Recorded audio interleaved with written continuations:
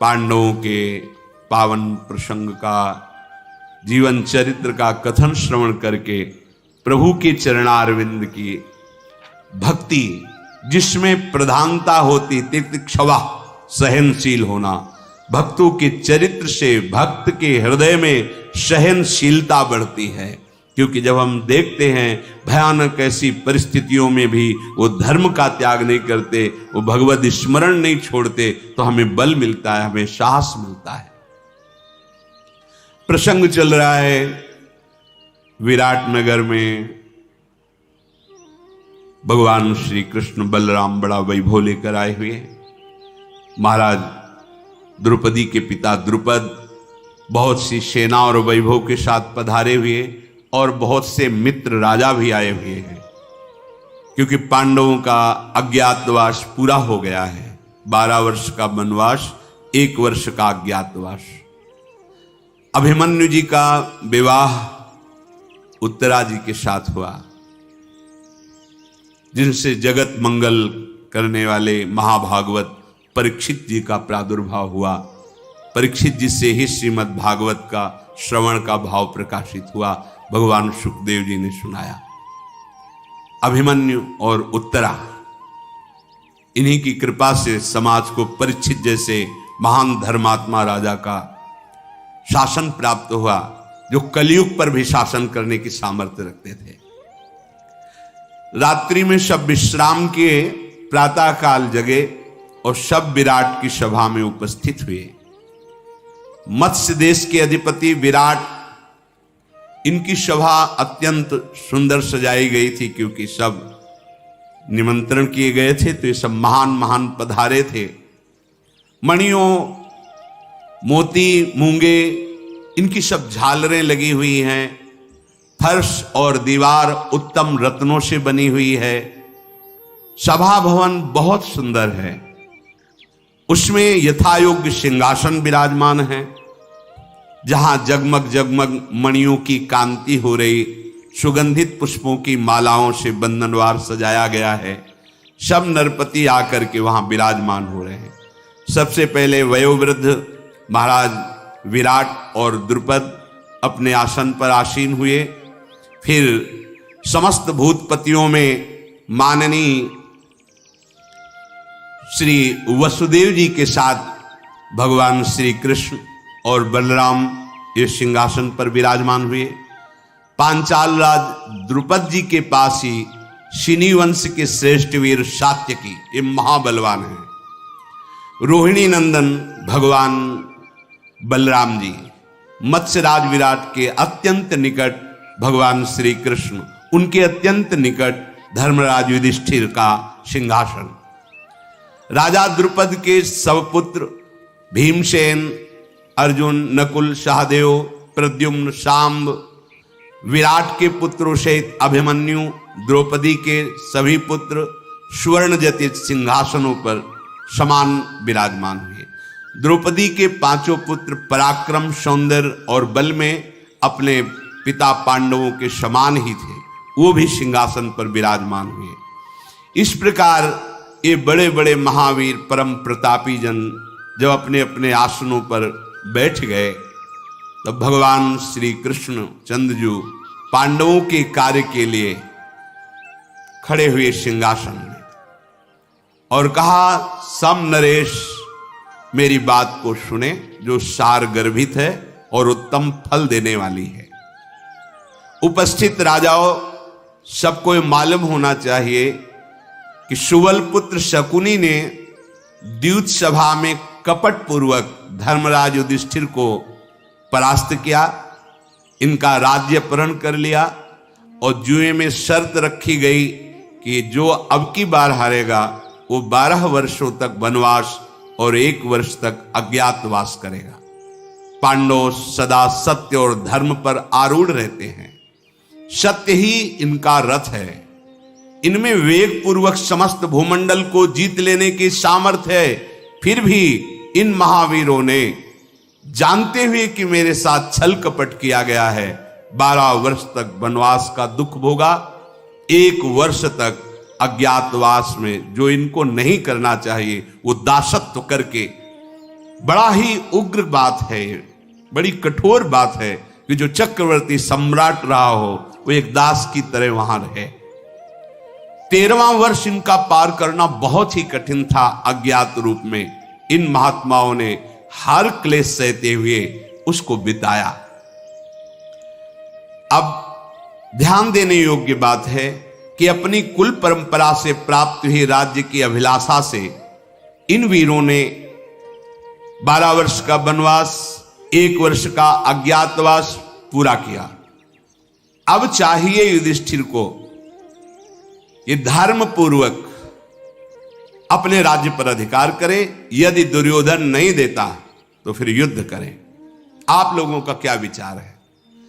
या कोई आप ऐसा मार्ग ढूंढें जो धर्मानुकूल हो, न्यायानुकूल हो, यश की वृद्धि करने वाला हो और युद्ध ना हो।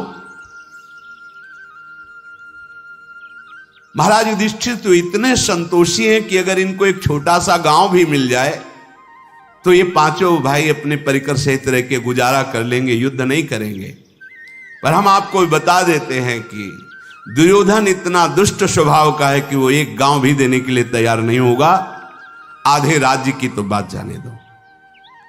कौरव मिथ्या आचरण करने वाले, छल कपट में प्रवीण, पांडव धर्माचरण करने वाले और सत्य में परम प्रवीण। आप लोगों से बात छिपी नहीं है। धृतराष्ट्र के पुत्रों ने बल और पराक्रम से कभी भी पांडवों को न पराजित किया है, न पराजित कर पाएंगे। सुहृदों सहित राजा युधिष्ठिर की अब भलाई होनी चाहिए, क्योंकि बहुत कष्ट पा लिया। पांडवों ने दूसरे राजाओं को जीत करके बहुत सा वैभव एकत्रित किया था। इनका जीता हुआ धन इनको वापस मिलना चाहिए दुर्योधन से। आप लोग अच्छी तरह जानते हैं कभी अधर्म के द्वारा देवराज इंद्र का पद भी नहीं चाहेंगे महाराज युधिष्ठिर। कौरव इन्हीं के बढ़ाए हुए वैभव से उन्मत्त हो रहे हैं। इसलिए हम सबसे प्रार्थना करते हैं कि आप जो यहां विराजमान बड़े बड़े वयोवृद्ध राजागण हैं, सलाह दीजिए जिससे धर्मराज युधिष्ठिर को पुनः राज्य प्राप्त हो। ये धृतराष्ट्र के पुत्र नम्रता या व्यवहार नहीं जानते। ये पांडवों को मारने का ही फिर प्रयास करेंगे। अगर हम उनसे विनय करें तो वो कमजोर समझकर आक्रमण करेंगे। इसलिए निश्चित उपाय बहुत विचार पूर्वक किया जाए और दुर्योधन का अत्याचार अब पांडवों पर ना हो, ऐसा शासन किया जाए। या फिर शत्रु पक्ष का विचार जानने के लिए आप कोई प्रवीण दूत भेजें। वो दूत जाके वहां अपनी बात रखे महाराज युधिष्ठिर की, फिर उनका क्या विचार है। वो धर्मशील, पवित्रात्मा, कुलीन, सावधान दूत इस बात को समझ के फिर हमें बतावे। वो दूत ऐसा होना चाहिए जो दोष रहित हो, जोश सहित हो, बल होना चाहिए, उसमें दोष नहीं होना चाहिए, और उनके रोष को शांत करने में बल और बुद्धि के द्वारा समर्थ हो। अगर उनसे प्रार्थना की जाए कि आधा राज्य दे दें, युद्ध नहीं होगा, आराम से दुर्योधन हस्तिनापुर में रहें, इंद्रप्रस्थ में महाराज युधिष्ठिर। ये मेरा आप सबके बीच में वचन है, आप इसको सुने और निर्णय करें। भगवान बलदेव जी खड़े हुए और कहा, श्री कृष्ण ने जो कुछ कहा वो धर्मानुकूल है, अर्थशास्त्र सम्मत है। आप लोगों ने सुना, इसी में अजात शत्रु युधिष्ठिर का भी हित है। वो ऐसा करे कि राजा दुर्योधन इन पर प्रसन्न हो जाए, क्योंकि बलराम जी दुर्योधन को बहुत प्यार करते हैं। जैसे अर्जुन पांडवों को भगवान श्री कृष्ण, बलराम जी इधर भी प्यार करते, पर अधिक प्यार दुर्योधन से है।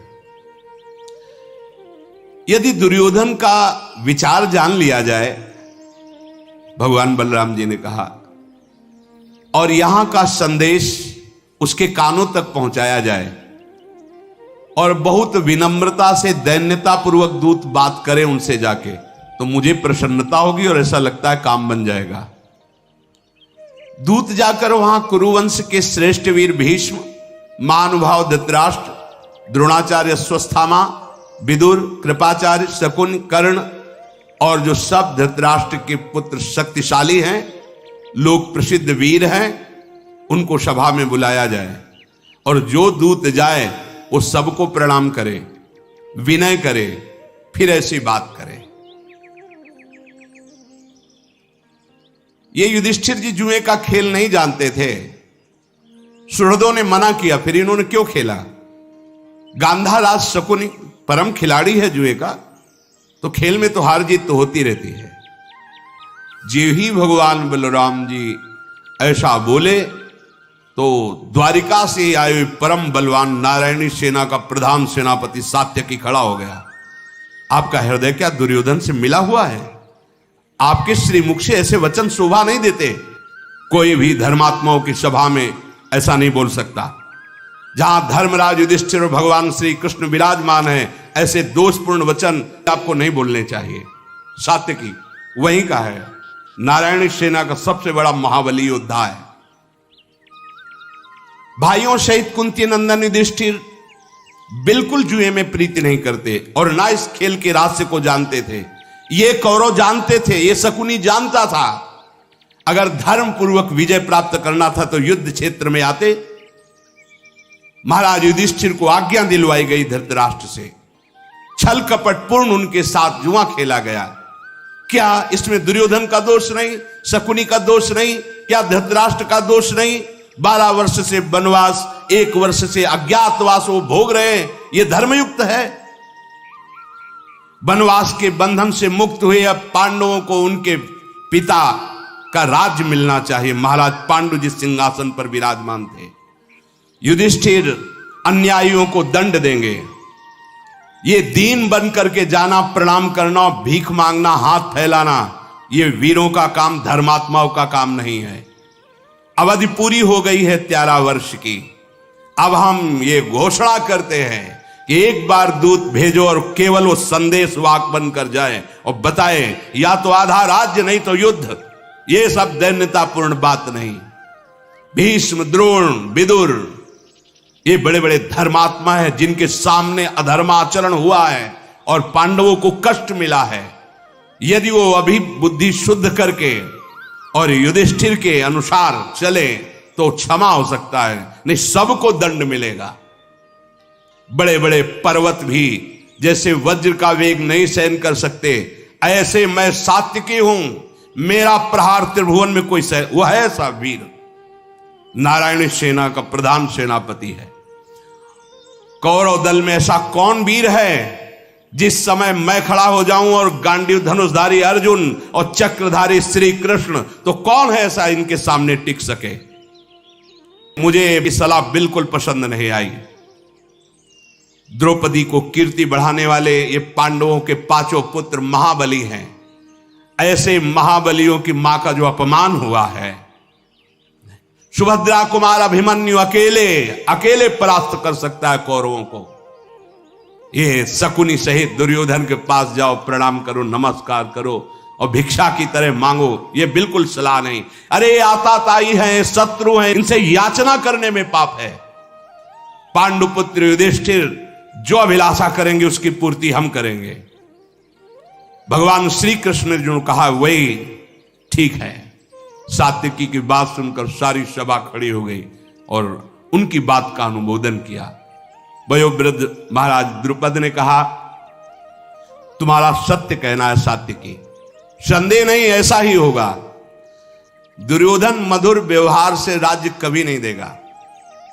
अपने पुत्र में आसक्त रहने वाले धृतराष्ट्र दुर्योधन का ही अनुसरण करेंगे, पांडवों का नहीं। भीष्म और द्रोणाचार्य अधीन है दुर्योधन के। शकुनी और कर्ण ये मूर्खतावश दुर्योधन का ही साथ देंगे। बलदेव जी का कथन मेरी भी समझ में नहीं आया। मैं जो कुछ कहने जा रहा हूं उसको ध्यानपूर्वक सुना जाए। धृतराष्ट्र का पुत्र दुर्योधन मधुर भाषा, नम्रता, प्रणाम ये नहीं जानता है। ऐसे के सामने ऐसा व्यवहार करना पापपूर्ण होगा। मृदु व्यवहार वाला, स्वभाव वाला नहीं है दुर्योधन। इसलिए उस पापी दुर्योधन के प्रति मृदु वचन बोलना, मानो गधे के प्रति हाथ जोड़कर कोमलतापूर्ण व्यवहार करना, ऐसा साबित होगा।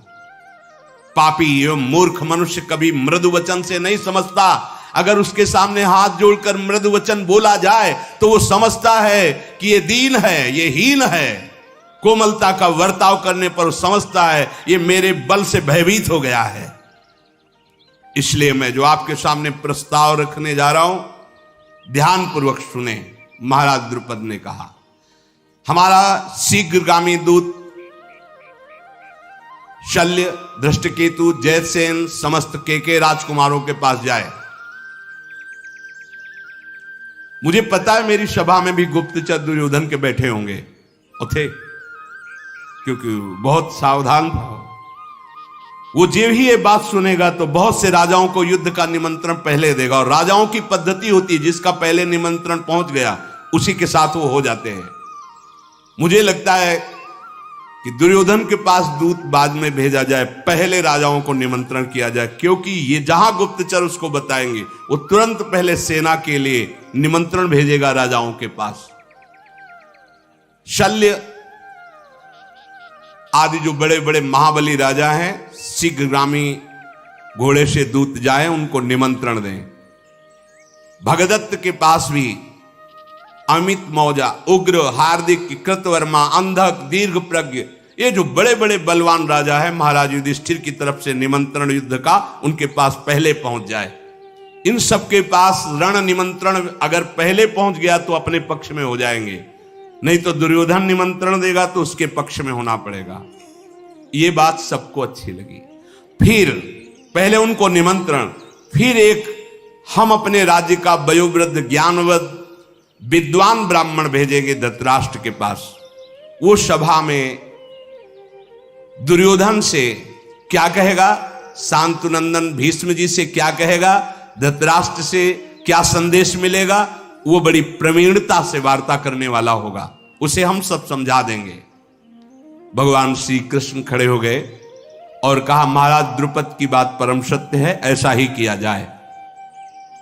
इसी से अमित तेजस्वी पांडुनंदन राजा युधिष्ठिर का अभीष्ट कार्य सिद्ध होगा।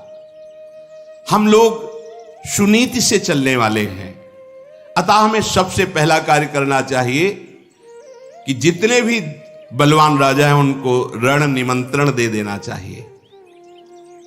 जो धर्म के विपरीत आचरण करता है वो मूर्ख माना जाता है, और कभी मूर्ख विजय को प्राप्त नहीं होता।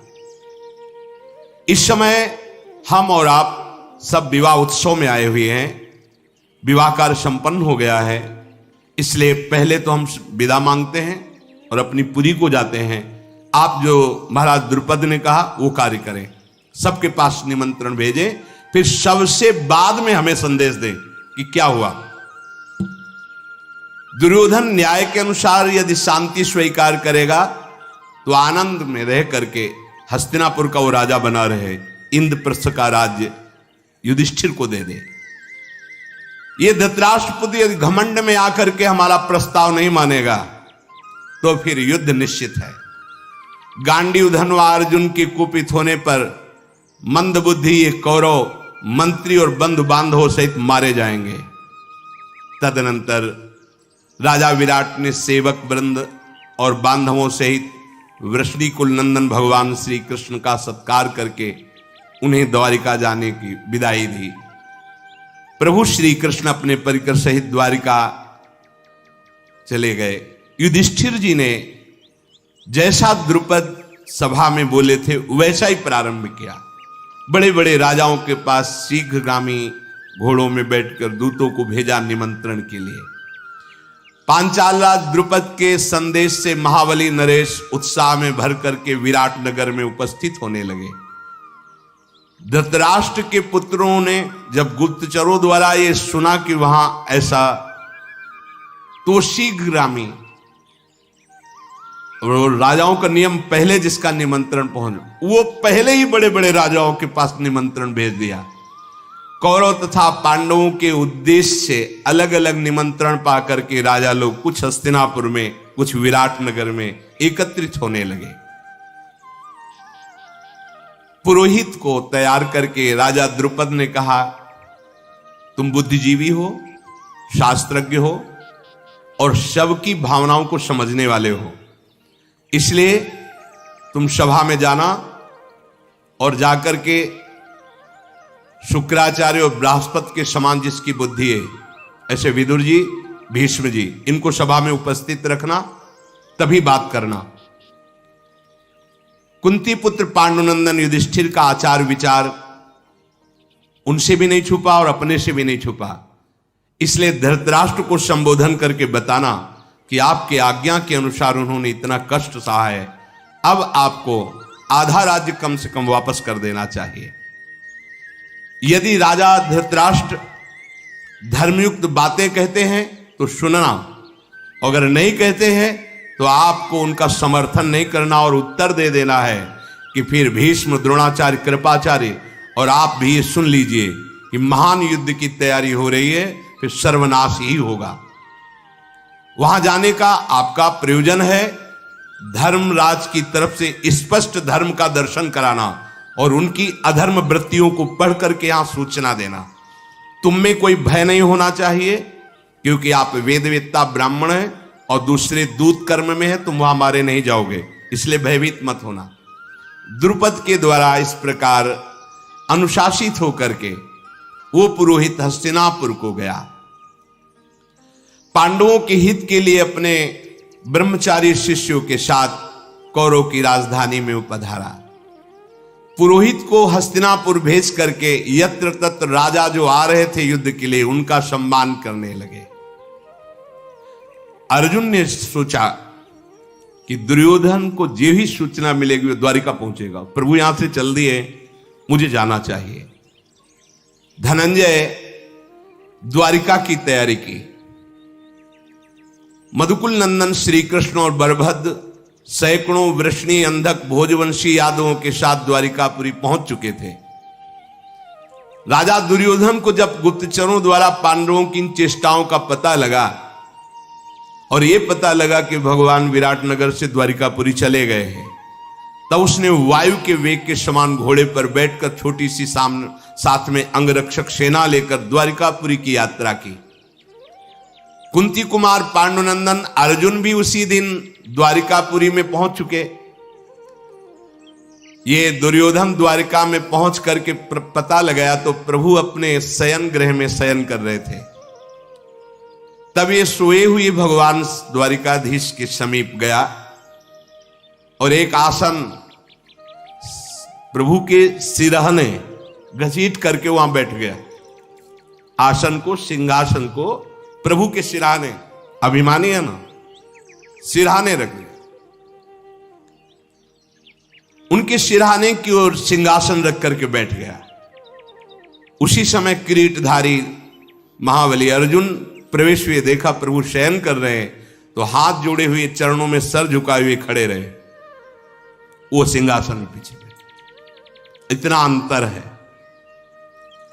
जब प्रभु जगे तो जो जग के उठेगा तो सबसे पहले सामने दृष्टि जाती है, तो देखा हाथ जोड़े हुए चरणों के पास अर्जुन खड़े हैं। जेवी जगह तो दुर्योधन ने पीछे से कहा, प्रणाम, मैं भी आया हूं। तब प्रभु ने देखा कि वो पीछे सिंहासन पे। हाँ, तो आप दोनों के आगमन का कारण? दुर्योधन ने कहा, माधव, पांडवों के साथ हमारा युद्ध होगा, पक्का है, क्योंकि मैं मानने वाला नहीं हूं और मैं आपसे सहायता मांगने आया हूं। आपको मैं और अर्जुन दोनों एक ही जैसे प्यारे हैं, मुझे पता है। मधुसूदन, मैं आपको प्रणाम करता हूं और आपको अपने पक्ष में लेने के लिए आया हूं। देखो, आप श्रेष्ठ पुरुष का आचरण करना भगवान को सिखा रहा है। श्रेष्ठ पुरुष का आचरण करना सबसे पहले जो आता है उसकी बात मानी जाती है, और मैं यहां सबसे पहले आया हूं, बाद में ये अर्जुन आए हैं। जनार्दन, इस समय आपको सत्पुरुषों की बात से तनिक भी विचलित नहीं होना चाहिए, भगवान को समझा रहा है। आपकी, यद्यपि मैं जानता हूं कि अर्जुन के प्रति प्रियता है, पर मैं पहले आया हूं, इसको आप देखते हुए मेरा पक्ष आप स्वीकार करेंगे। भगवान श्री कृष्ण ने कहा, दुर्योधन इसमें संदेह नहीं कि आप पहले आए होंगे, पर मेरी दृष्टि पहले अर्जुन पे पड़ी है, क्योंकि वो सामने खड़े थे। आप पहले आए हैं, मैं इसे नकार नहीं रहा, पर मेरी दृष्टि पहले अर्जुन पर पड़ी है, इसलिए मैं पहले अर्जुन से पूछूंगा, सहायता आपकी भी करूंगा, क्योंकि दोनों आप सहायता के लिए आए हो। शास्त्र आज्ञा है कि पहले जिस पर दृष्टि पड़े वो अधिकारी होता है। दूसरी बात, अर्जुन आपसे छोटे हैं, वो बालक हैं, इस बात से भी पहले अर्जुन की इच्छा पूरी करनी चाहिए। मेरे पास 10 करोड़ भयानक बलशाली गोपगण और विशाल नारायणी सेना है, जो डटकर युद्ध में देवताओं से भी लोहा ले सकती है। एक और तो मेरी नारायणी सेना और 10 करोड़ गोपगण रहेंगे बलवान, और एक तरफ मैं रहूंगा, कोई अस्त्र शस्त्र नहीं ग्रहण करूंगा। अब आप बताओ, दोनों में से कौन क्या लेगा? एक तरफ मैं रहूंगा निहत्था, कोई अस्त्र शस्त्र नहीं, और एक तरफ 10 करोड़ गोप बलवान और नारायणी सेना मेरी रहेगी। दोनों में से अर्जुन बोलो, पहले तुम्हें क्या चाहिए? तुम पहले चुन लो, क्योंकि धर्म के अनुसार मैंने पहले तुम्हें देखा है, और तुम दुर्योधन से छोटे भी हो, इसलिए अधिकार रहे तुम्हारा। बालक का पहले अधिकार होता है अपनी इच्छा की पूर्ति कराना। भगवान श्री कृष्ण के ऐसा कहने पर अर्जुन पुलकित हो गए और कहा, प्रभु मुझे शत्रुहंता नारायणी सेना नहीं, 10 करोड़ गोप नहीं, मुझे सिर्फ आप चाहिए। तुमने सुना है मैं कोई अस्त्र शस्त्र ग्रहण नहीं करूंगा। हां प्रभु, केवल मैं आपको चाहता हूं, आप मेरी तरफ रहेंगे। हे प्रभु, आप जिसकी तरफ हैं, मैं जानता हूं विजयश्री उसी के चरण चूमेगी, क्योंकि आपका एक नाम विजय भी है। दुर्योधन ने कहा, मुझे आप नहीं चाहिए, मुझे सेना चाहिए, जो अस्त्र शस्त्र नहीं ग्रहण करोगे आप नहीं चाहिए, मुझे वो 10 करोड़ गोपगण नारायणी सेना चाहिए। भगवान ने कहा, ऐसा ही वही महाबलशाली नारायणी से, जो देवताओं से भी लड़ सकती है। दुर्योधन बहुत प्रसन्न हुआ कि अर्जुन ठगे गए, इनको लेके क्या करेंगे अकेले। वो प्रसन्न हो रहा है कि मैंने बुद्धिमानी की, जो एक अक्षोणी नारायणी सेना भगवान की मांग ली, 10 करोड़ गोपगण महाबली, वो अर्जुन के साथ ये रहेंगे, सांवरे सलोने, अस्त्र शस्त्र लेंगे नहीं, इनकी पूजा अर्जुन ही करे, हमें तो युद्ध करने के लिए सेना चाहिए। बड़ा प्रसन्न हुआ और बार बार खुश हो रहा कि अर्जुन ठगे गए। बड़ा भयंकर बल था नारायणी सेना में, सारी सेना को लेकर बहुत प्रसन्न हुआ। इसके बाद बलराम जी के पास गया, प्रणाम किया। बलराम जी ने हृदय से लगाया। बलराम जी ने कहा, धृतराष्ट्र पुत्र दुर्योधन, तुम इस समय यहां कैसे आए हो? मैं राजा विराट के विवाह उत्सव में था, तो जो कुछ मैंने कहा तुम्हें गुप्तचरों ने बताया होगा। बोले, हां भगवान, मैं इसीलिए जानता हूं आप मुझे बहुत प्यार करते हैं। मैं चाहता हूं कि युद्ध होगा पांडवों से, आप हमारे पक्ष में रहें। तो उनका मैं बाध्य हूं, जिधर श्री कृष्ण होते हैं मैं उनका विरोध नहीं कर सकता। बलराम जी ने कहा, यद्यपि मैं तुम्हें बहुत प्यार करता हूं, पर मैं बाध्य हूं, जिधर श्री कृष्ण होते हैं उनका विरोध नहीं कर सकता मैं। तुम्हें भी प्यार करता हूं, और श्री कृष्ण तो जिधर श्री कृष्ण उधर विरोध कर नहीं सकता, और तुम्हारे पक्ष में अब हो नहीं सकता, क्योंकि तुम्हारे पक्ष में का मतलब है श्री कृष्ण का विरोधी होना, वो मैं हो नहीं सकता। इसलिए न मैं तुम्हारे साथ रहूंगा युद्ध में, ना अर्जुन के साथ रहूंगा, मैं युद्ध में रहूंगा ही नहीं, ये मैंने निश्चय कर लिया है। श्री कृष्ण की ओर देखना मेरा स्वभाव है। भरतवंश में उत्पन्न जो धर्म युक्त युद्ध होता है उसमें धर्मात्मा की विजय होती, इतना मैं तुम्हें बता देता हूं। बलराम जी ने दुर्योधन से कहा। दुर्योधन ने प्रणाम किया और थोड़ा उदास उसके मन में था, अगर बलराम जी भी हमारे पक्ष में हो गए तो विजय हो जाएगी, इनका मूसल और हल प्रसिद्ध है। थोड़ा उदास होकर पर बड़ा प्रसन्न हुआ कि अर्जुन ठगे गए, द्वारिका से महाबलवान 10 करोड़ गोप और नारायणी सेना, अब हम तो विजय प्राप्त कर लेंगे। दुर्योधन फिर कृतवर्मा के पास गया, 100 अक्षोणी सेना सहित कृतवर्मा को अपने पक्ष में कर लिया। सारी भयंकर सेना साथ लेकर के सुरदों का हर्ष बढ़ाता हुआ हस्तिनापुर की तरफ लौटा। जब दुर्योधन चला गया तो भगवान ने अर्जुन से कहा, क्या समझ करके तुमने ऐसा मुझे मांगा? थोड़ा तो सोच विचार लेते, युद्ध में नारायणी सेना कितनी बलवान है, तुम्हारा सहयोग करती। अर्जुन बोले, प्रभु अब हमसे आप छुपाव की बात मत करें, मैं जानता हूं आपके एक इशारे से पूरी सृष्टि का विनाश हो जाता है, सृजन हो जाता है, पालन होता है। प्रभु आप कौन हैं? आपकी कृपा से मैं आपको जानता हूं। प्रभु मुझे सेना का बल नहीं, आपका कृपा कटाक्ष चाहिए। ये बात आपके कृपा से मैं अकेला पूरे विश्व से युद्ध कर सकता हूं, केवल आपका कृपा कटाक्ष चाहिए। यही बात भक्तों की समझ में आती है। एक कृपा कटाक्ष हो जाए, कागभूषुंड जी कहते गरुण जी से, छोटा सा सांप का बच्चा आपको खा जाए, ऐसा उनका कृपा कटाक्ष होता है।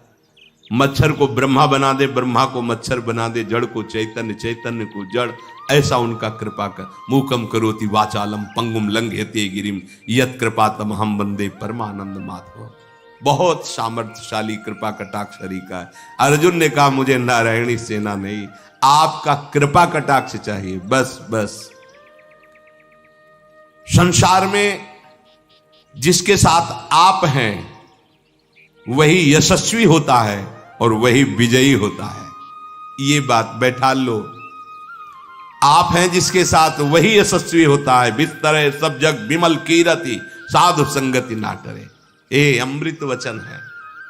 संसार को साथी मत बनाओ, प्रभु को साथी बना लो तो संसार भी तुम्हारे लिए जो दुखालय कहा गया हो आनंदमय हो जाएगा।